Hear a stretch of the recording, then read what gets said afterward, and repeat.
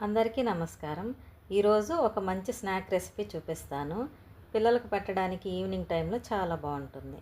దీనికోసం ఒక పాన్ తీసుకొని 2 స్పూన్ల ఆయిల్ వేసుకొని, ఆవాలు, జీలకర్ర వేసుకొని, తర్వాత 2 ఉల్లిపాయలు సన్నగా కట్ చేసుకొని, పచ్చిమిర్చి 2, అలాగే కొంచెం కరివేపాకును కూడా చిన్న ముక్కలు కట్ చేసుకొని, పసుపు, సాల్ట్, అల్లం వెల్లుల్లి పేస్టు, ఇంకా ఒక గుప్పెడు మునగాకు వేసుకొని ఫ్రై చేసుకోవాలి.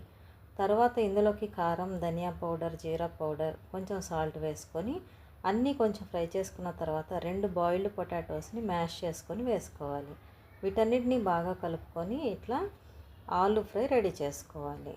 తర్వాత చపాతీస్ని రుద్దుకొని ఇందులో మనం ప్రిపేర్ చేసుకున్న ఆలు బ్యాటర్ పెట్టుకొని బాయిల్డ్ ఎగ్ని ఒక హాఫ్ పెడుతున్నాను.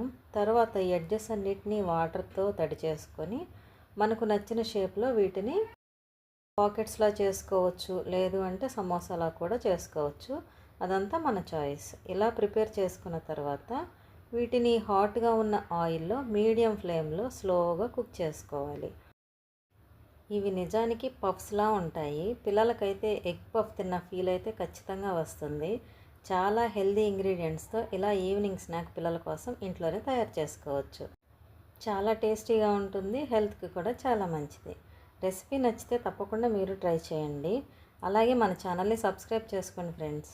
ఈ స్నాక్ని టొమాటో కచప్తో సర్వ్ చేయండి, చాలా బాగుంటుంది. Thanks for watching.